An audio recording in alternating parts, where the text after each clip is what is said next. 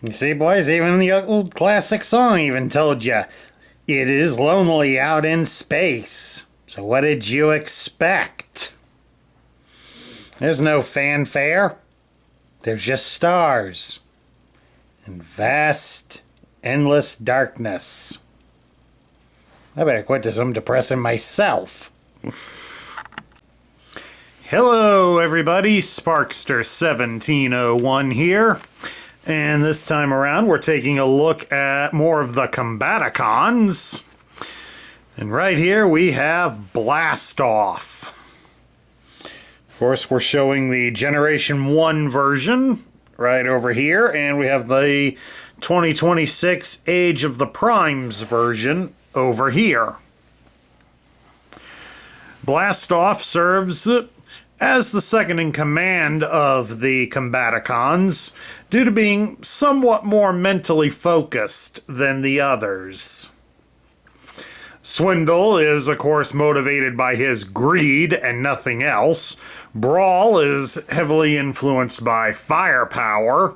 And Vortex is a little crazy as their interrogator. So Onslaught pretty much has no choice but to trust Blastoff, despite the fact that Blastoff here has his own issues.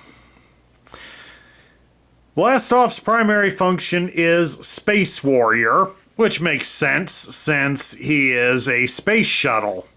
Although if you go by the continuity from the cartoon, where Starscream turned a bunch of World War II vehicles into the Combaticons, Blastoff first started out as a B-17. So how he turned a B-17 into a space shuttle is beyond me. But it oftentimes causes other issues due to the fact that Blastoff often spends a significant amount of time in space. Mostly to function as a sniper. And since he doesn't have anybody else up there with him to act as a spotter or anything else, he does get very, very lonely. A healthy dose of denial keeps him from admitting to it to the other Combaticons. But I can imagine it probably does slowly grate onto his mechanical soul. Alright, we're going to separate the two guys here, and we'll take a look at them individually. Alright, first up will be the original Blastoff from Generation 1. He was released back in 1986, and he would also be on shelves in 1987. He would be discontinued in 1988. Now it's interesting, since the year he was released, that gave us two options for space shuttles for the Decepticons, because Astro Train was also still available on shelves that year. But of course, also in '86, the Autobots gained a space shuttle in the form of Skylynx. So space shuttles were becoming a big thing that year.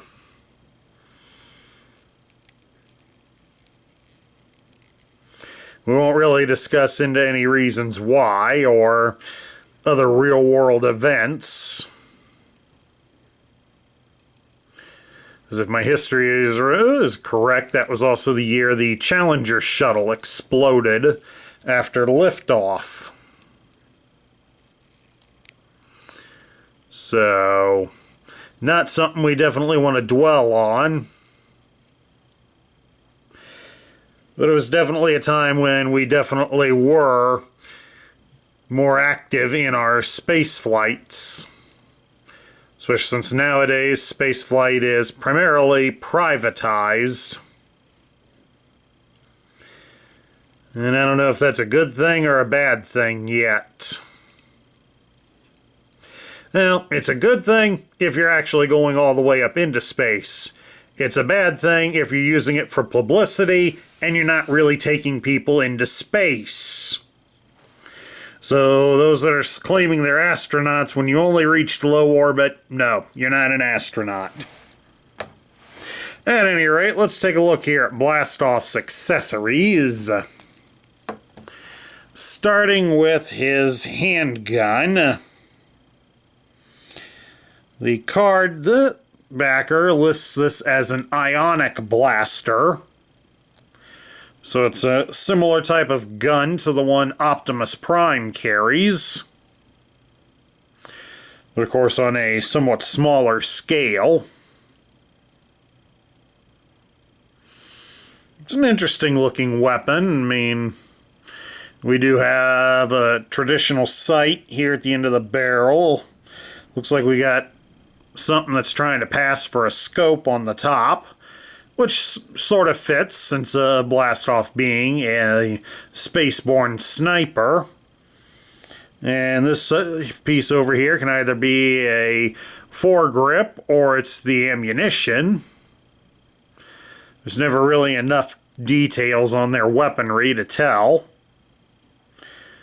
But it's still a nicely detailed weapon. And then to go along with it, we have a pair of sonic cannons. And of course, there is a right and a left cannon, so you will need one of each if you're buying one loose. Because on the opposite side, you can see they are hollow. But of course, they also have these special holes so they can plug into Blastoff's wings when he's in robot mode.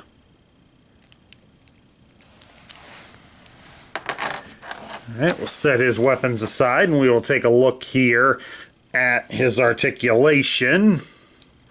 You can move his arms out to the side like so.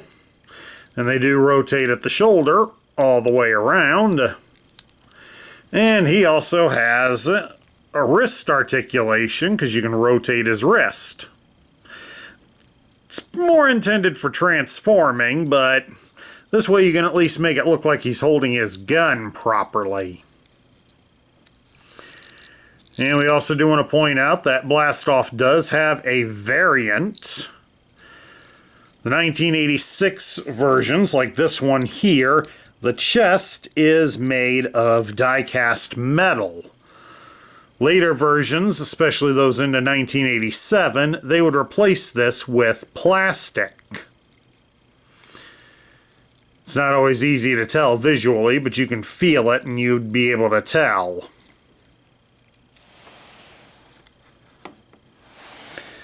So now we'll get to transforming Blastoff. And to do so, we first will rotate his hands so that the holes are pointing inwards. Spread his arms out to the side and then turn the open ends so they point upward. Bring his arms up at the shoulders.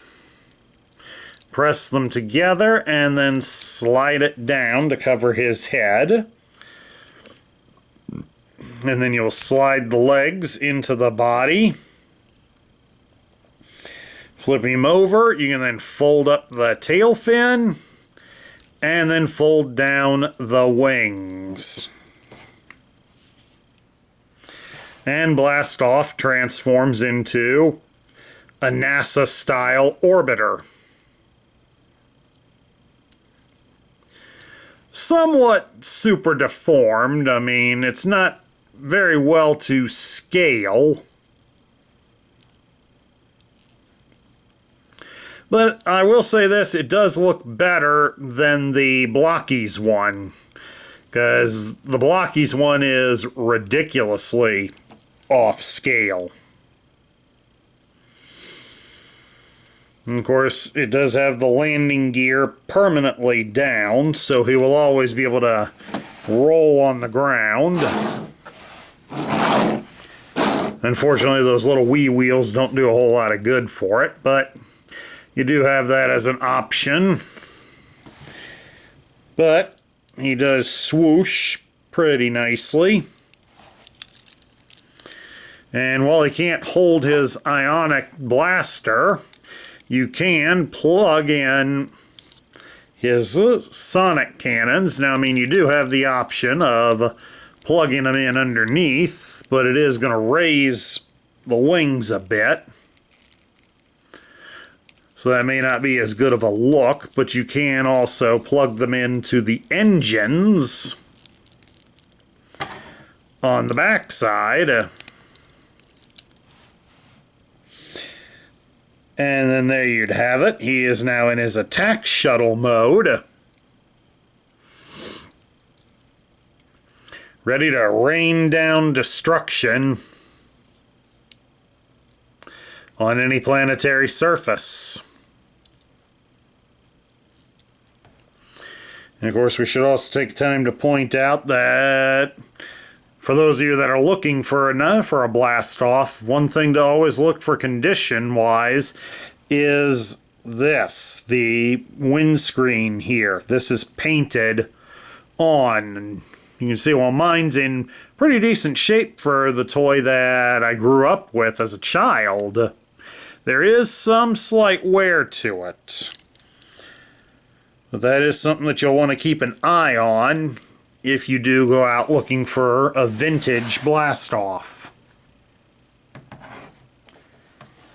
And of course, before we move on to the modern version, we're going to take a look at the original's file card. You can see up here at the top it had a cross cell that showed off Bruticus and the other Combaticons. Next to it was his robot points. He was worth half a point. And then next to that, on this version of the card, there's a promotional thing for a game, which is advertised here on the front, where it had, they came with a reflective iron-on patch that would have been placed right in here underneath the figure. As you can see, we got a very excellent card backer here. Person that had it obviously took a knife and cut around there to cut the bubble off. Not perfect, because there is still some bubble on there. Obviously right here would have been the space shuttle, and then over here would have been the weapons. Which has a little yellow square here is how you could do a mail-in entry for the contest. I don't exactly remember the contest very well. I just remember having a bunch of the patches. I think we got like 8 patches total, though the bulk of them were the same ones. So my parents ironed them on to a book bag we used my brother and I each used for school. The only difference was the first was one on the left-hand side. On the one side of it, I had Ultra Magnus, he had Blitzwing. Our others were Soundwave, Superion, and Smokescreen. Those are the only ones we ever got. Luck of the draw, I guess. At any rate, let's take a look at the instructions here. It's got a nice drawing of Blast Off here. And this spot over here shows you all he came with. How to attach the guns. And then go through the steps to transform him from space shuttle to robot, including mounting all the guns. How to apply the stickers. And then how to find work the rub sign, save your robot points. Since this year, in 1986, we had Reflector come out, so that was a big deal. And a reminder of the tech spec, which was down here next to the barcode. Alright, the tech spec here is done up in purple to signify he is a Decepticon. It says Combaticon above the picture, and the picture, of course, is the same one as the one on the front of the card. It gives his name as Blast Off. His function is Space Warrior. And there's a quote associated to Blast Off. It says, "I destroy Autobots by choice, not command." feels literally and figuratively above the other Transformers as he soars through outer space. Aristocratic, aloof, disguises his long-distance loneliness. Cruelly efficient at raining destruction on Earth. Flies at 26,000 miles per hour, stays in orbit for 8 months. Shoots powerful X-ray laser to hit target 12,000 miles away. I'm guessing that's intended to be the sonic cannons, but there's not enough to really state. In robot mode, uses ionic blaster. Combines with fellow Combaticons to form Bruticus. And then now we move on here to the grid. Normally you would need a decoder to read these, but I can see the bar pretty well. It gives his strength as 3, his intelligence is 8, his speed is 10, his endurance is 3, his rank is 5, as is his courage. His firepower is 9, and his skill is 10. So while he's pretty good at his job, he's only of average intelligence, and he's really relatively weak compared to a lot of the other Combaticons. Alright, let's get ready and take a look at the modern Blastoff. Alright, here we have the modern version of Blastoff. And it is heavily based on how he appeared in the Sunbow cartoon. Complete with the animated error for the visor. Since they painted the visor instead of his eyes.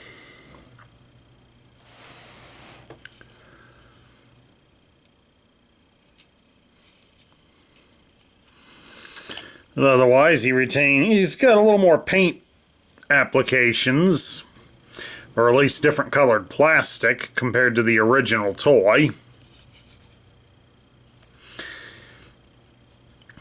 And we'll take a look at his accessories. Blastoff comes with 2 of his guns. As you saw there, we had them mounted on his wrists. That is an option that is given in the instruction manual. But as you can see, the guns do fit perfectly in his hand. But the instructions also state that as sort of an homage to the original toy, the guns can be mounted to his wings in robot mode. Of course, the instructions show that they have them pointing upwards, but you can just as easily point them forwards and he can shoot another robot in the leg. Yeah, that's cruel, but it is there to be noticed. And he does have a third accessory, and that is in the form of the tail fin. The tail fin comes unattached when you purchase him brand new. So the instructions do show that you have to attach the fin onto him when you take him out of the package.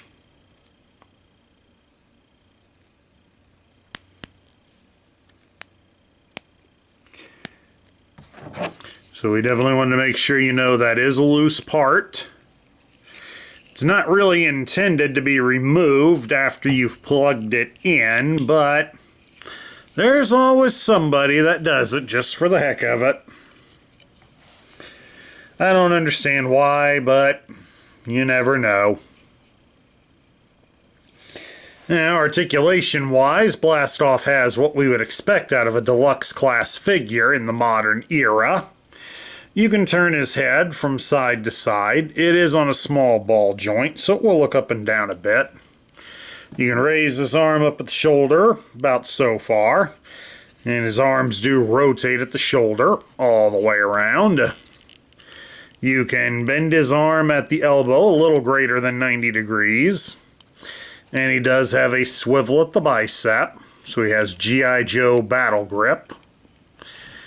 And like the original, his hands can be rotated at the wrist. And again, serves a similar purpose to the original. You can twist him a bit at his hips. It is a bit snug since he will be an arm for Bruticus. So he will be intended to separate there. You can spread his legs apart into a full splits. He has a pretty good thigh cut. You can raise his leg at the hip 90 degrees. And you can bend his leg at the knee 90 degrees. So all in all, Blastoff does have some decent articulation. Not bad for a robot who spends all of his time out in outer space, pretending he's not alone. Now, to transform Blastoff, it is a relatively simple process. First thing we do is we take his hands and we rotate them so that the fist hole points towards his body. Then we're going to raise his arms more than just at the shoulder. We want this piece here at the actual shoulder to come free so that we can raise his arms like that.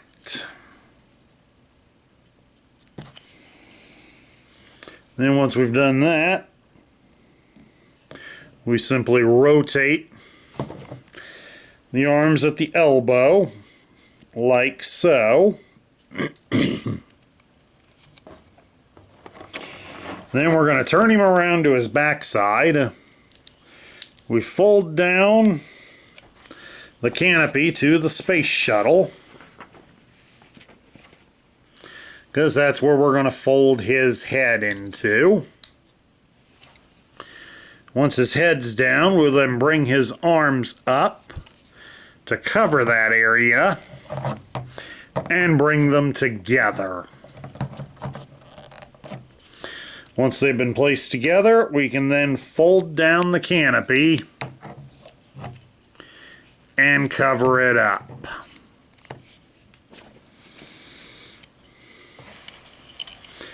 Now we come around back to the front, down here to his legs. We open up these covers here at his knees.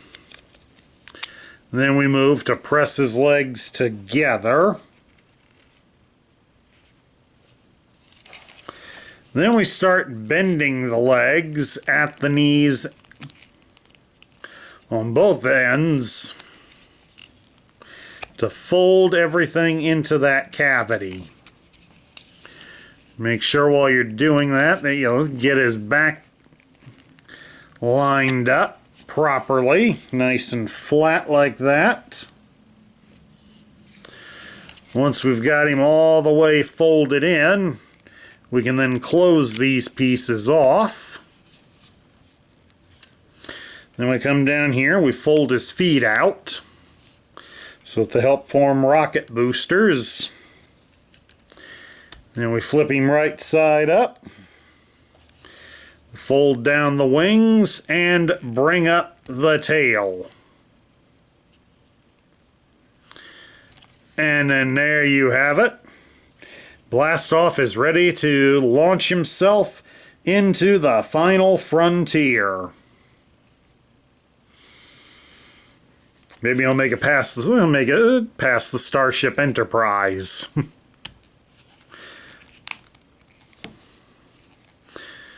Now this one, unlike his original, he does have a fold-down landing gear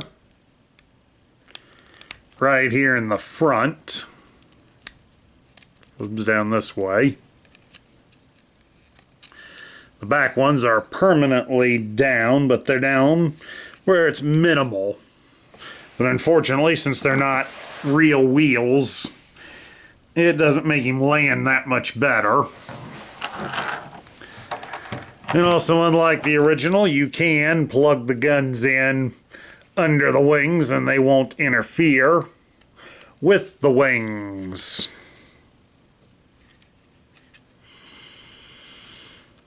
Now, I do want to point out that when Bruticus does come out, he isn't out yet, or at least at the time that I filmed this, he was not out yet. Everybody remembers that the original was attached this way, with this part here attaching to the shoulder. That will not be the case for the modern Bruticus. Blastoff will attach, like all the others before him, onto a separate plate like this. So he will be facing the other way. But I guess they did this kind of as a fake out. Or maybe there is a purpose to it. We won't know until Bruticus is totally available. And at the moment, or at least at the moment when I filmed this, Onslaught and Swindle are not yet released. But they are coming. So definitely keep an eye out for them.